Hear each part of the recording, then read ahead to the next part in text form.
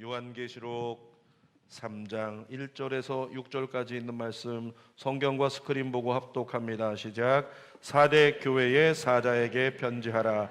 하나님의 7 영과 7 뼈를 가지신 이가 이르시되 내가 내 행위를 아노니 내가 살았다 하는 이름은 가졌으나 죽은 자로다. 너는 일깨어 그 남은 바 죽게 된 것을 굳건하게 하라. 내 하나님 앞에 내 행위에 온전한 것을 찾지 못하였노니 그러므로 내가 어떻게 받았으며 어떻게 들었는지 생각하고 지켜 회개하라.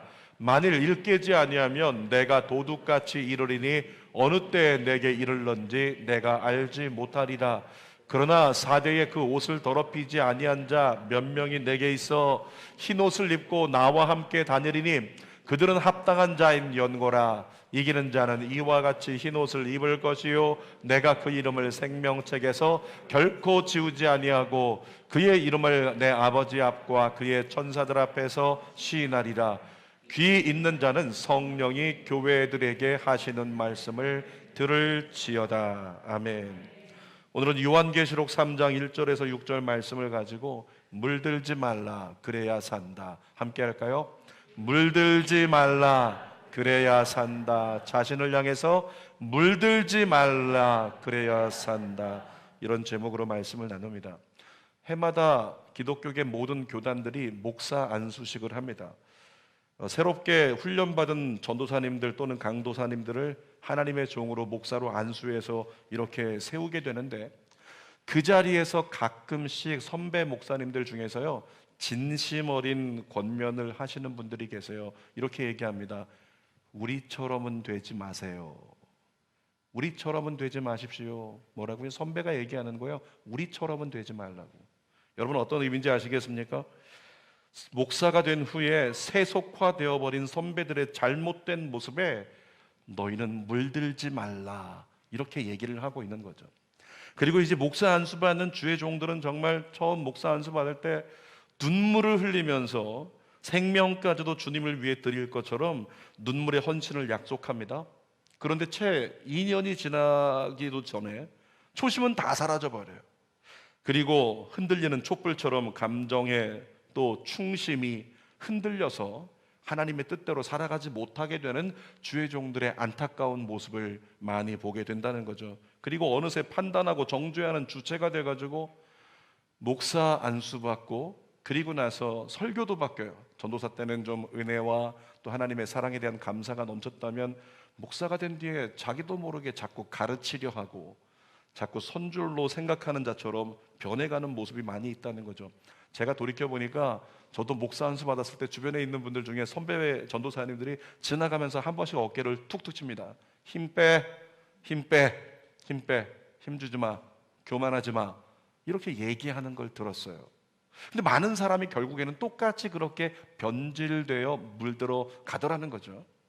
자, 또 해마다 교회들은 임직식을 통해서 장로, 권사, 안수집사 같은 중직들을 세웁니다. 처음에 임직 대상자가 이렇게 선정이 되면 우리 성도들의 반응은 거의 비슷해요. 제가 자격이 없는데 제가 어떻게 할 수 있겠습니까? 이렇게 겸손한 고백들을 쏟아놓습니다. 그럼에도 불구하고 하나님이 임직의 은혜를 주실 때 말씀에 순종하고 충성을 다하겠다고 손들고 서약한다는 거죠. 여러분 그런데 그때 생각이 있는 임직자 선배이신 분들이 때로는 이렇게 고백합니다. 진심 어린 부탁으로 정말 부탁드릴게요. 우리처럼은 되지 마세요. 우리처럼은 되지 마세요. 이렇게 부탁을 한단 말이죠. 마찬가지 이야기인 겁니다. 우리가 처음에는 서약했는데 처음에는 무릎 꿇었는데 다음에는 이 서약을 잊어버린 채로 살아가고 내가 주인 되어서 충성된 청지기로 못 사는 거 우리처럼은 되지 마세요. 이렇게 이야기를 한다는 거죠. 그 말을 들은 신규 임직자들 중에서 우리 주는교회에서 이런 분이 계셨습니다. 걱정하지 마십시오. 제가 정말 열심히 헌신해서 우리 임직, 충직 공동체를 살려내겠습니다. 근데 2년이 채 지나기도 전에 어떻게 된다고요? 똑같이 동화되는 거예요. 똑같이 동화되고 똑같이 초심 잃어버리고 타협한 채로 뒤로 물러서서 그렇게 방향을 무게중심을 뒤로 하고 있는 선배들과 똑같은 길을 걸어가더라는 거죠. 여러분 한마디로 주의 종이나 성도나 모두 다 잘못된 약함과 나태함에 물들어버리는 예가 교회 안에 허다하다는 겁니다. 그러니까 문의는 주의 종이고 목사고, 문의는 중직인데도 불구하고 생명력을 잃은 채 제 역할을 감당하지 못하는 경우가 너무 많다는 거죠. 자, 그런데 그런 현실 속에서요, 4대 교회를 향한 예수님의 말씀이 오늘 우리를 향한 하나님의 말씀이 되어 동일하게 들려지더라는 거예요. 4대 교회를 향해 주신 말씀인데 저와 여러분에게도 다시 한번 똑같이 말씀하십니다. 제목으로 말씀하시죠. 뭐라고요? 물들지 말라 그래야 산다. 뭐라고요? 물들지 말라 그래야 산다. 세 가지를 나눌 텐데 첫 번째로 4대 교회가 처한 현실을 한번 보겠습니다. 4대 지역은 전쟁이 그치지 않는 중동 지역 같았어요. 여러분, 중동 지역에 전쟁이 많은 이유 아시죠? 거기서 뭐가 나기 때문에? 석유가 나니까. 얻을 것이 있으니까 그렇게 전쟁하는 거예요. 러시아가 우크라이나 전쟁하는 것도 미국에게 빼앗기지 않으려고 하는 게 아닌 거 아시죠? 다 거기서 얻을 것이 있는데 그것 때문에 그렇다라고 하는 거죠. 4대 지역에는 뭐가 있었냐면 그 지역 일대 중에서 최대 금맥이 흐르고 있었어요. 금이 얼마나 많이 거기서 생산이 되는지, 금이 생산이 되니까 부유한 도시가 돼가지고 강대국들이 4대 지역을 차지하려고 계속적으로 전쟁이 있었던 곳, 그곳이에요. 자, 돈은 많습니다. 4대 지역에 금이 많으니까. 그런데 전쟁이 자꾸 일어나요. 전쟁이 일어날 때 어려움을 당하니까 인간은 어려움을 당하면 누군가를 의존하려고 하잖아요. 그래서 4대 지역에 뭐가 많냐면 신전이 많아요. 우상을 많이 세워놓고 우리를 지켜주십시오, 우리를 지켜주십시오, 더 강한 신을 세워서 그렇게 섬기고 싶어 한다는 거예요. 근데 4대 교회가 있었는데 그 교회 사람들도 마찬가지로 똑같은 생각인 거예요. 더 강한 신, 더 강한 능력을 원해요. 그러다 보니까 하나님과 이방신을 혼합하여 섬기는 그런 결과가 교회 안에 나타나게 됐다는 거죠. 자, 4대 교회는요, 돈이 많았어요. 제가 지금도 똑똑히 기억하는데 이곳에 교회를 세우려고 준비하려고 할 때 어떤 장로님께서 저를 만나자고 하셨어요. 장로님을 만났는데, 강 목사님, 우리가 방배동에다가 100평짜리 교회 하나를 이렇게 열어놓을 테니까, 건물 한 층을 다 얻어서 교회를 세워놓을 테니까 목사님은 몸만 오시라고, 우리 10가정이 함께 교회를 시작할 테니까 목사님 기도하고 결단하고 몸만 오시라고. 여러분, 교회를 처음부터 세워나간다는 것이 얼마나 힘들어요. 생전 아무 연고도 없는 이 김포 땅에다가 교회를 세워나간다는 것은 아무런 가능성이 없고 어떻게 될 것인가 전혀 예측되지 않는 상황에 대한 두려움이 따르는 거거든요. 그런데 제가 강남에서 마지막 사역을 했는데, 강남이라고 하는 땅이잖아요, 방배동이. 근데 거기서 한 층을 건물을 빌려가지고 얼마나 비싸겠어요. 거기다가 교회를 세워줄 테니까, 그리고 목사님 대우도 잘해드릴게요. 얼마나 감사해요. 근데 여러분, 제가 기도하고 3일 동안 후에 아무런 응답이 없고 평안이 없어가지고 장로님 만나서 죄송합니다, 하나님의 뜻이 아닌 것 같습니다, 너무나 감사하지만 안 되겠습니다, 이렇게 말씀을 드렸거든요. 그랬더니 그 장로님 뭐라고 하시냐면, 목사님 잘 생각 좀 하시라고요. 김포 땅에 교회 세운다고요? 김포에 100가정이 모여서 헌금하는 것보다 우리 이 강남에 10가정이 모여서 헌금하는 게 더 많을 거라고. 여러분, 실제 그럴 수 있어요. 강남 지역이 그렇게 잘 사는 지역이니까. 마찬가지예요. 4대 지역이 그랬어요. 그 4대 지역은 부유한 도시, 금이 나는 도시였기 때문에 잘 사는 도시라 교회 헌금이 4대 교회에 많았어요.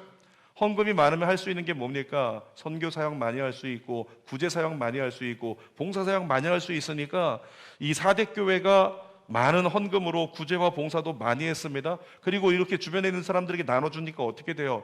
주변에 있는 사람들에게 소문이 좋아져가지고 사람들이 교회로 몰려드는 거죠. 4대 교회는 모인 성도들이 많았어요. 선한 일을 많이 감당했습니다. 그러니까 주변에서 보기에는 뭐라고 할 수 있냐면, 야, 저 교회는 부흥하는 교회의 전형적인 모델이네 라고 얘기할 수 있다는 거죠. 그런데 예수님은 오늘 본문에서 뭐라고 말씀하시는가? 1절 말씀 같이 읽어볼게요. 시작. 4대 교회의 사자에게 편지하라.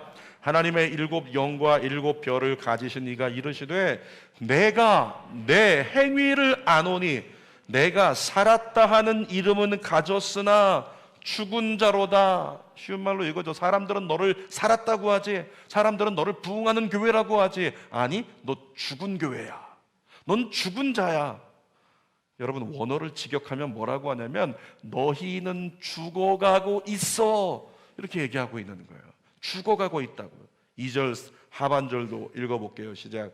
네, 하나님 앞에 내 행위에 온전한 것을 찾지 못하였노니, 여기서 이 온전하다고 하는 것은, 온전하다로 번역된 헬라어가요 플레로라고 하는 단어인데, 이건 뭐냐면 잔이 꽉 채워졌다, 그릇이 꽉 채워졌다, 그런 모습을 얘기합니다. 속이 꽉 찬 거예요. 겉만 있는 게 아니고, 겉만 멋있는 게 아니고 속이 꽉 찬 거, 그게 온전함이라고 말씀하고 있는 거죠. 근데 사대교회를 향해 뭐라고요? 너희에게서 도무지 온전한 걸 찾지 못했다. 너희는 겉으로 보기엔 그릇인데, 멋진데 속은 비었다 라고 말씀하고 있는 거죠. 그러니까 사도 바울의 복음서를 빌어서 얘기한다면, 경건의 모양은 있지만 경건의 능력은 너희에게서 찾을 수 없다. 그런 자들에게서 어떻게 하라고 말씀했어요? 돌아서라고 얘기했어요. 산자 같으나 죽은 자로서 생명이 없는 상태, 여러분, 그 상태로는 예수의 영이 사대교회를 향해 얘기합니다. 너희는 그 상태로는 구원받지 못해. 너희는 그 상태로는 영원한 하나님의 나라를 누릴 수가 없다. 왜냐하면 그 상태가 여전히 그대로 유지되고 있는 건, 그건 포장이고, 그건 위장이고, 그건 가짜이기 때문이야. 너희는 교회가 아니야, 이렇게 말씀하고 있다는 거죠. 빌립보서 3장 21절 읽어봅시다. 시작. 그는 만물을 자기에게 복종하게 하실 수 있는 자의 역사로 우리 낮은 몸을 자기 영광의 몸의 형체와 같이, 그 다음 뭐라고요? 변하게 하시리라. 여러분, 성령 하나님에 대한 얘기인데, 성령 하나님은 우리에게 역사하셔서 우리를 어떻게? 변하게 하시리라. 성령이 여러분 안에 내주해 계신다면 어떻게 된다고요? 여러분 안에 변화가 일어나게 돼 있어요. 그래서 성경에 얘기하잖아요. 성령의 9가지 열매, 성령의 9가지 은사. 성령이 우리에게 임하시면 가만히 있을 수가 없습니다. 멈춰 있을 수가 없습니다. 변하게 되어 있는 거예요. 그건 선택사항이 아니라 그리스도인에게 당연히 주어지는 열매라는 거죠. 그런데 우리 자신을 돌아보세요. 여러분을 돌아보십시오. 여러분의 가족들을 돌아보세요. 우리 안에서 아무런 변화도 일어나지 않아요. 여전히 그 상태로 유지하는 게 그냥 똑같아요. 겉은 그리스도인 같은데 속은 비어버린 모습이 여전히 유지되고 있는 그와 같은 상황, 변화되지 않고 있는 그와 같은 상황, 여러분, 그것은 우리의 신앙이 가짜이거나 아니면 우리가 영적으로 문둥병 걸렸기 때문이다 라고 진단할 수 있다는 거죠. 비슷한 일이 사대교회에서 벌어지는 거예요. 이 사대교회에 어느 순간부터, 처음엔 안 그랬을 텐데 어느 순간부터 성령을 잃어버렸어요. 어느 순간부터 성령 없는 가짜 교회로 전락했는데도 그들은 뭐라고 하냐면, 우리는 교회, 당신은 그리스도인, 우리는 많은 일을 감당하고 있습니다. 하나님이 우리를 사랑하십니다. 우리는 교회. 속은 어떻게 됐는데? 성령의 역사가 다 사라져 버렸어요. 그러니까 속을 볼 때는, 하나님의 진단으로 볼 때는 죽어가는 자, 가짜인데도 불구하고 여전히 그리스도인이라고 말하고 있는 것, 그것이 사대교회가 처한 현실이었습니다. 사대교회를 향한 예수님의 진단은요, 절망스러웠어요. 너 산자 같니? 너 그리스도인이라고 생각해? 너 어떤 그 신상 명세서에다가 뭐 기독교라고 쓸 거야? 아니, 너 죽은 자야. 너 죽어가고 있는 자야. 근데도 그렇게 쓸 수 있겠니?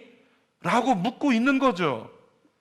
사대교회를 향한 예수님의 진단은 절망스러웠지만 그럼에도 불구하고 희망은 있었어요. 왜냐하면 아직 돌아설 기회가 있었기 때문에. 자, 두 번째로 사대교회에 주어진 기회를 한번 살펴보겠습니다. 3절 상반절 읽어봅니다. 그러므로 내가 어떻게 받았으며 어떻게 들었는지 생각하고 지켜 회개하라. 뭐라고 써 있어요? 네가 어떻게 받았는지, 어떻게 들었는지 생각하라. 이 생각하라를 제대로 번역하면 기억하라는 거예요. 너 어떻게 받았었는지, 복음을 처음에, 그리고 어떻게 네가 들었었는지 기억해내고, 그리고 어떻게 해라? 지금 잘못된 거 회개해. 처음 것에서 벗어난 거 회개해라, 이런 말씀이라고 하는 거죠. 사대교회가 처음 예수님이 영접하고 뜨겁게 헌신했던 그때를 기억하라고 하는 거예요. 그때로 돌아가야 돼.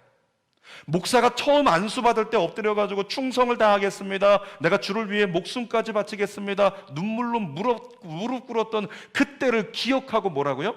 다시 돌아가 회개하라. 내가 중직이 되었을 때, 장로가 될 때, 권사가 될 때, 안수집사로 임직받을 때 어떤 마음으로 앞에 나와서 손들고 서약했었는지 그때를 기억하고 그때로 돌아가라는 거예요. 회개하라는 거죠. 3절 중반절 읽어보겠습니다. 시작. 만일 일 깨지 아니하면 내가 도둑같이 이르리니 어느 때에 내게 이를런지 내가 알지 못하리라. 만일 네가 깨닫지 못하고, 만일 네가 깨닫지 못하고 제대로 다시 일어나지 않는다면 언제 주님 오셔서 너 나고자가 될지 몰라. 언제 주님이 오셔가지고 너는 영원히 나고자가 될지 모른다. 빨리 정신 차려.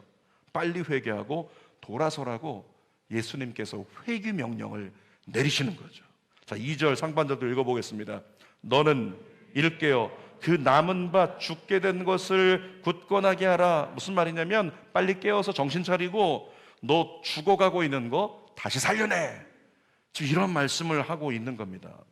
여러분, 성경에요, 죽어가던 사람을 예수님이 한 사람 고치시고 두 사람 고치시고, 또 사도들이 죽어가는 사람 한 사람 고치고 두 사람 고치는 이런 장면들이 있잖아요.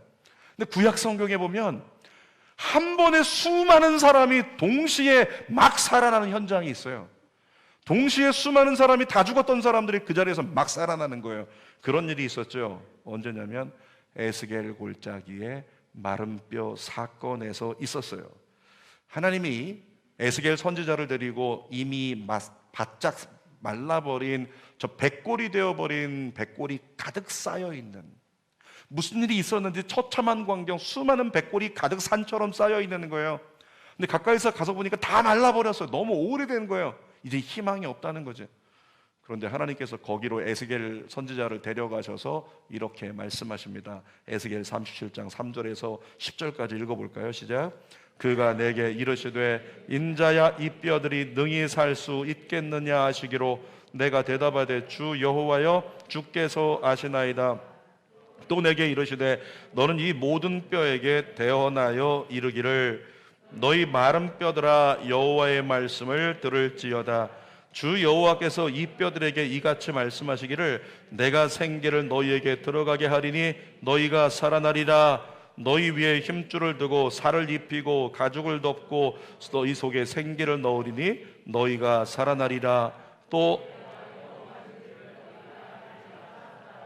이에 내가 명령을 따라 대언하니 대언할 때에 소리가 나고 움직이며 이 뼈 저 뼈가 들어맞아 뼈들이 서로 연결되더라. 또 내게 이르시되 인자야 너는 생기를 향하여 대언하라. 생기에게 대언하여 이르기를 주 여호와께서 이같이 말씀하시기를 생기야 사방에서부터 불어와서 이 죽음을 당한 자에게 불어서 살아나게 하라 하셨다 하라. 이에 내가 그 명령대로 대언하였더니 생기가 그들에게 들어가매 그들이 곧 살아나서 일어나 서는데 극히 큰 군대더라. 여러분, 이 말씀이 바로 동시다발적으로 수많은 사람이 그 자리에서 살아나는 역사를 증언하고 있는 거죠. 이 말씀을 에스겔에게 하나님께서 하시면서, 그리고 그 현장을 보여주시면서 하나님이 말씀하시고자 하는 의도는 뭐냐면 너희 이스라엘이 그래, 그렇게 죽었지. 너희가 소망도 없고 희망도 없고 아무것도 더 이상 나의 이름을 부르지 않는 자처럼 너희 속은 말라버렸고 너희 속은 죽어버렸다. 그래서 이스라엘을 향해서 이렇게 선포하라. 그러면서 에스겔 37장 14절에 이렇게 말씀합니다. 읽어봅시다. 시작. 내가 또 내 영을 너희 속에 두어, 뭘 우리 속에 두라고요? 하나님의 영, 성령을 너희 속에 두어 말씀하시는 거예요. 자, 성령을 두면 어떤 역사가 일어난다고? 그 다음에 시작. 너희가 살아나게 하고, 뭐라고요? 성령이 들어가면 살아난다. 아멘. 성령을 그 안에 두어서 살아나게 하겠다는 거예요. 그 다음에 뭐라고 써 있어요? 내가 또 너희를 너희 고국 땅에 두리리. 그렇게 포로가 되어 끌려가서 나라도 잃어버리고 희망도 없다, 더 이상 아무것도 우리에게 미래가 없어 절망 가운데 있던 그들에게 주께서 말씀하시는 거죠. 성령이 그 안에 들어가서 그들이 살아나게 하고 그의 나라를 회복하게 하라. 이런 말씀을 주고 계시는 거예요. 여러분, 무엇으로 이스라엘 백성들을 살아나게 하신다고요? 무엇으로? 성령이요, 하나님의 영. 자, 그런데 사대교회는 산 것 같지만 죽어있다고 진단하시는 예수님이 자신이 누구인지를 설명한 걸 들어보면 그 안에 놀라운 비밀이 있어요. 자, 1절 상반절 다시 한번 읽어봅시다. 시작. 사대교회의 사자에게 편지하라. 그 다음에 하나님의 일곱 영과 일곱 뼈를 가지신 이가 이르시되, 지금 예수를 얘기하는 건데 예수께서 자신을 누구라고요? 일곱 영과 일곱 뼈를 가지신 분이래요. 여러분, 일곱이라는 숫자는 완전 숫자예요. 일곱 영은 뭘 얘기하는 거예요? 완전한 영. 누구를 얘기할까요? 두 글자로 성령. 성령을 말씀하고 있는 거죠. 구약의 히브리어에서 하나님의 영을 상징하는 이 성령을요, 뭐라고 써 있냐면 히브리어에 루아흐라고 써 있어요. 루아흐. 어떤 의미인지 들어보셨습니까? 바람입니다. 바람. 하나님의 영은 바람 같아, 바람이야 말씀하고 있어요. 자, 히브리어에서 하나님의 영, 성령을 뭐라고 써 있냐면 푸뉴마라고 써 있어요. 이 푸뉴마는 어떤 의미인지 아십니까? 숨을 얘기하는 거예요. 숨을 얘기한다고요. 그런데 이 루아흐와 푸뉴마의 공통점을 아십니까? 바람과 숨의 공통점을 아시나요? 이 두 가지 다 멈추어 있지 않다는 겁니다. 여러분, 어떤 아이를 데려가가지고 물어봐요. 뭐 예를 들어서 우리 조혜선 집사님 딸이 예은이니까, 예은아 오늘 바람이 어디서 부는지 한번 확인해봐. 그러니까 아이가 나가서 손을 이렇게 들고, 때로는 뭐 이렇게 흔들릴 수 있는 뭔가를 들고 바람이 어느 쪽에서 오지 확인하려고 하는데 아무것도 흔들리지 않아요. 그럼 아이가 뭐라고 대답하는 줄 아시겠죠? 엄마, 바람이 뭐라고요? 없어. 바람은 멈추면 멈추어 있는 게 아니라 바람은 멈추면 없는 거예요. 여러분, 사랑하는 가족을 천국 보내놓고 장례식을 할 때 입관에 들어가서 마지막 얼굴을 보겠다고 하는데, 이 마지막 얼굴도 그대로요, 생김새도 그대로고 손도 만져볼 수 있고 다 한데 그에게서 찾을 수 없는 게 있다. 뭘 찾을 수 없죠? 숨을 찾을 수가 없는 거예요. 숨이라고 하는 것은 멈춰지면 멈춘 채 숨을 쉬네, 이런 거 아니죠. 숨은 멈추면 없는 거예요. 숨은 멈추면 죽은 거죠. 바람도 마찬가지예요. 바람이 멈추면 없는 것이고 죽은 것과 같다는 것입니다. 그런데 예수님이 자신을 뭐라고 얘기하시냐면 나는 일곱 영, 성령을 가진 자야. 여러분, 다시 말씀하면 예수님이 이렇게 말씀하고 있는 겁니다. 나는 바람같이 살아있고 숨같이 살아있는 너희 하나님이다. 아멘입니까? 그렇게 말씀하세요. 나는 바람처럼, 늘 존재하는 바람처럼 살아있는 하나님이고, 너희가 늘 쉼없이 호흡할 때 내뱉는 그 숨처럼 늘 나는 살아있는 하나님이다 말씀하고 있는 거예요. 자, 다른 교회에게 이렇게 말씀하지 않았어요. 근데 4대 교회에게만 이렇게 말씀하셨거든요. 4대 교회만 내가 살아있는 자야, 내가 살아있는 하나님이야, 살아있는 바람이야, 살아있는 숨이야, 나는 일곱 영이야. 왜 이렇게 말씀하셨다고요? 4대 교회가 어떤 교회였기 때문에? 산자 같으나 죽은 자였기 때문에.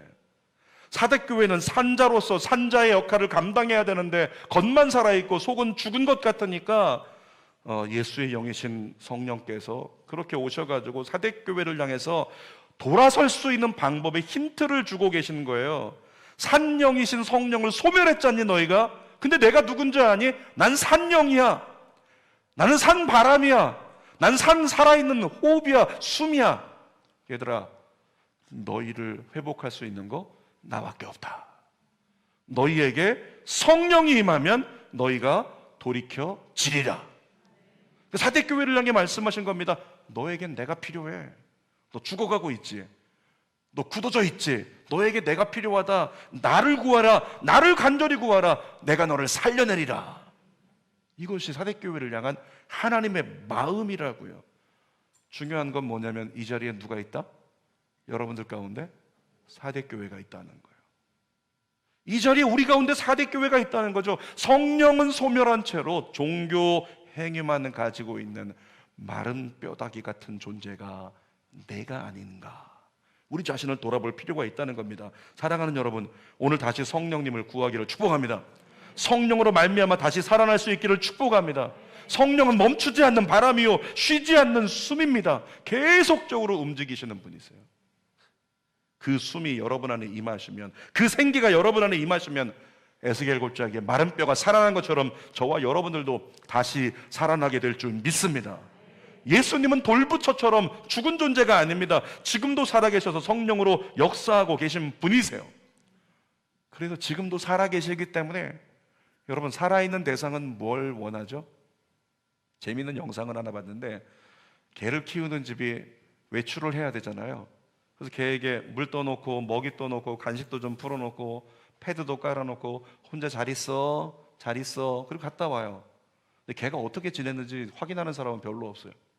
근데 어떤 유튜버들이 그 개가 어떻게 지냈는지 확인하겠다고 카메라를 켜놓고 개가 혼자 있는 시간을 촬영했던 거예요. 근데 이 혼자 있는 개가 처음에는 인형 갖고 물어뜯기도 하고 놀다가 막 혼자서 으르렁거리기도 하다가 저기 가서 혼자 쉬하고 혼자 응가하고 가서 혼자 밥을 먹다가 간식 뜯어 먹다가 혼자 잘 지내고 있다가 조금 지나면 어떻게 된 줄 아십니까? 조금 지나서 현관 앞에 가서 앉아 있어요. 뭐 하는 거예요? 주인이 오길 기다리는 거예요. 왜 그래요? 로봇으로 만든 개가 있다고 생각해 보세요. 로봇으로 만든 개가 현관에서 주인 기다리고 있을까요? 아니요. 그냥 놓은 자리 그대로 있는 거예요. 근데 이 개는 왜 주인을 기다리고 있을까요? 어떤 존재이기 때문에? 살아있는 존재라서 그래요. 살아있는 존재에게 뭐가 필요하다? 관계가 필요한 거예요. 관계가 필요하고 교제가 필요한 거예요. 함께 교류하는 거. 여러분, 우리 성령 하나님은, 예수님은 살아 계십니다. 살아 계신 분이어서 우리와 뭐가 필요하다고요? 관계가 필요해요. 우리와 교류가 필요하다는 거예요. 그래서 날마다 우리를 찾아오시고 구약에도 성막을 만들어서 지성소에서 어떻게 해라? 나를 만나라. 내가 너희와 이야기하기를 원하고 성령으로 내가 너희에게 역사해 주기를 원한다. 제자 훈련할 때 그래서 영성일기 쓰면서 하나님과 교제하고 교류하게 하는 이유가 바로 그거라고요. 우리 예수님은 저와 여러분들과 인격적인 관계를 원하십니다. 함께 살아가기를 원하십니다. 요한복음 14장 20절 읽어봅시다. 시작. 그날에는 내가 아버지 안에 너희가 내 안에 내가 너희 안에 있는 것을 너희가 알리라. 예수님이 우리 안에서 살아계심으로 우리와 함께 동역하시고 함께 대화하시고 함께 손붙잡고 같이 가기를 원하시는 살아계심으로 우리와 함께 계신다고요.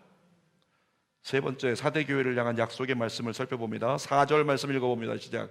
사대에 그 옷을 더럽히지 아니한 자 몇 명이 내게 있어 흰 옷을 입고 나와 함께 다니리니 그들은 합당한 자인 연고라. 여러분, 현대인의 성경으로 4절의 상반절을 한번 다시 읽어볼게요. 그러나 사대에는 죄악에 물들지 않은 몇 사람이 있다.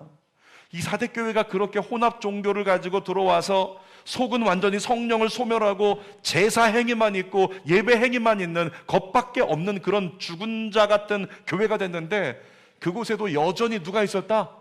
여전히 그 마음에 신앙이 살아있어가지고 주님을 끝까지 찾는 자가 있다는 거예요. 물들지 않은 자들이 있었다는 거죠. 근데 예수님 말씀하세요. 그들은 흰옷을 입게 될 거야. 흰옷 뭘 상징할까요? 요한계시록에 보면 7장에 나오죠. 흰옷을 입은 수많은 무리가 종려나무 가지를 들고 흔들면서 구원하심이 보좌에 계신 어린 양께 있도다. 하나님 나라를 얘기하는 거예요. 물들지 않고 끝까지 신앙을 잘 지켜내면 너는 하나님 나라를 얻으리라, 천국을 얻으리라, 이렇게 말씀하고 있는 거죠. 사랑하는 여러분, 여러분들이 성령 안에 살아나서 대부분의 성도들이 사회생활하면서 주일은 성도지만, 주일은 그리스도인이지만 세상에 나가서는 세상 사람처럼 살아야지, 대부분이 그렇게 타협하고 대부분이 그렇게 평상시의 삶은 성령 없는 자로 살아가는 그 고착화된 그 타락과 고착화된 타협적인 신앙 속에 여러분들은 어떻게 물들지 말고 끝까지 살아서 세상 가운데서도 신앙을 지켜낼 수 있는 믿음의 사람이 되길 축복합니다. 그래서 말씀하는 거죠. 물들지 말고 살라는 거예요.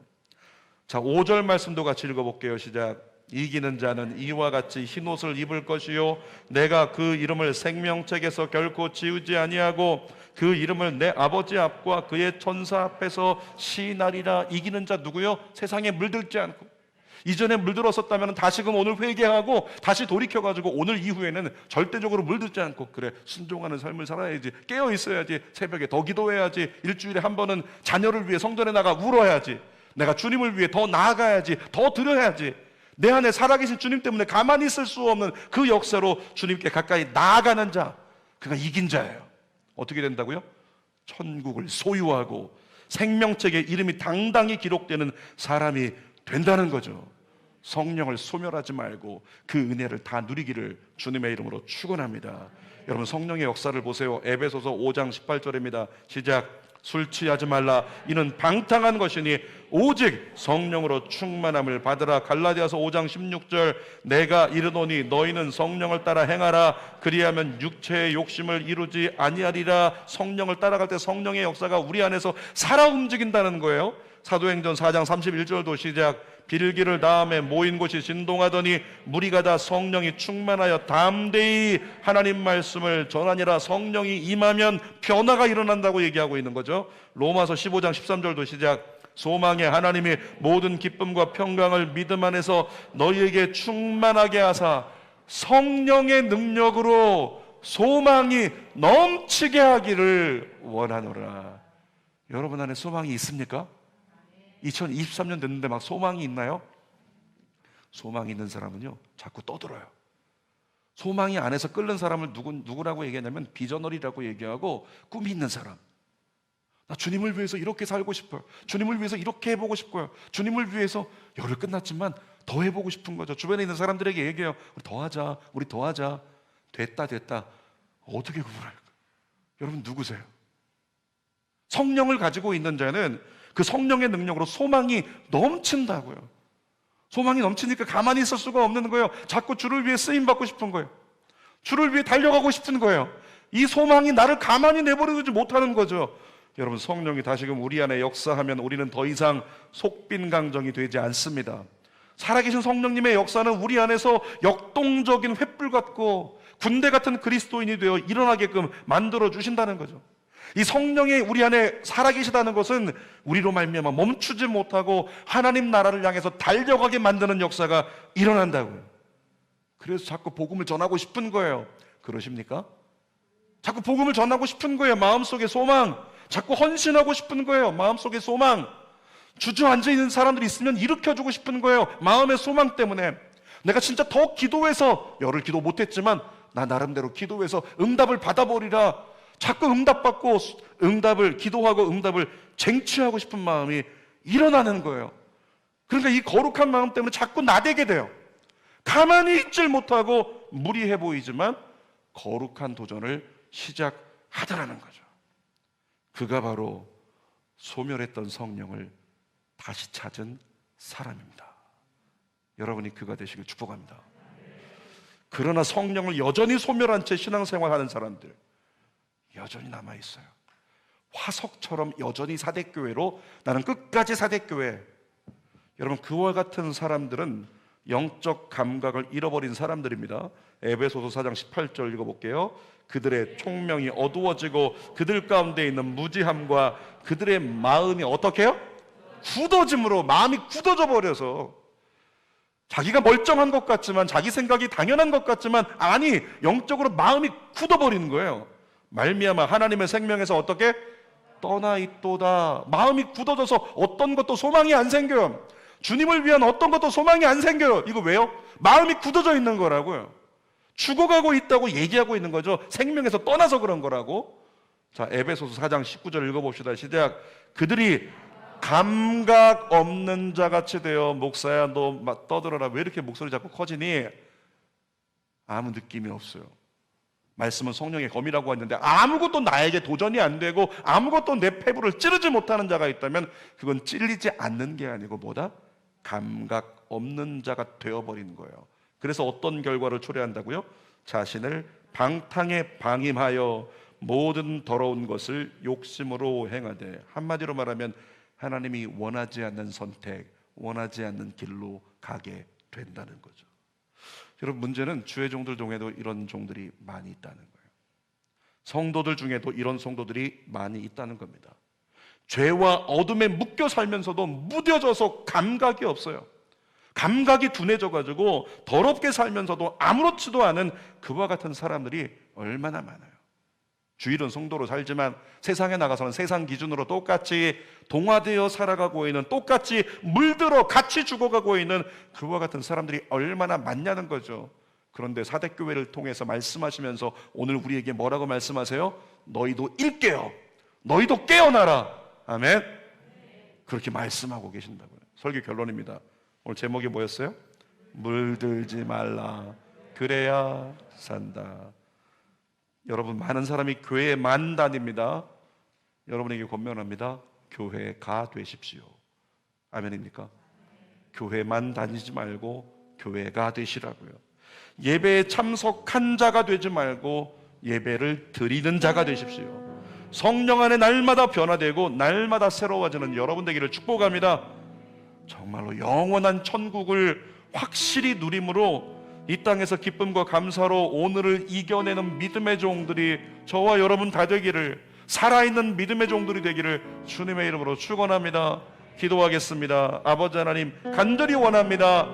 아버지 하나님 간절히 원합니다. 우린 산자인 줄 알았습니다. 우린 괜찮은 줄 알았습니다. 우린 그리스도인인 줄 알았습니다. 그런데 말씀 앞에 설 때 사대교회가 나였음을 깨닫습니다. 죽어가고 있는 자가 나였음을 깨닫습니다. 때로는 감각 없는 자가 되고 때로는 무감각해진 자, 무뎌진 자가 되어서 전혀 변하지 않는 우리의 모습, 전혀 소망 없이 하나님 살아가고 있는 우리의 모습이 얼마나 많은 줄 모릅니다. 이 시간 간절히 원합니다. 살아계신 성령이여, 루아흐, 하나님의 바람 같은 성령이여 임하여 주옵소서. 푸뉴마, 하나님의 거룩한 생기로 우리에게 불어 주시옵소서. 살아나게 하소서, 일어나게 하소서, 깨어나게 하소서, 돌이키게 하여 주옵소서. 예수님의 이름으로 기도하옵나이다. 아멘. 두 손을 가슴에 대고 우리 찬양하고 기도합니다.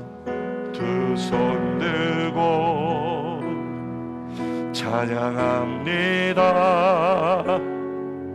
다시 오실 왕 여호와께 오직 주만이 나를 다스리네. 한 번 더 고백합니다. 마음의 두 손, 영의 두 손을 들고 주 앞에 엎드린 자로 두 손 들고 찬양합니다. 다시 오실 왕 여호와께 오직 주만이 나를 다스리. 주여 내가 깨어나길 원합니다. 그런 사람 한 손 들고 한 손 가슴에 대고 나 주님만을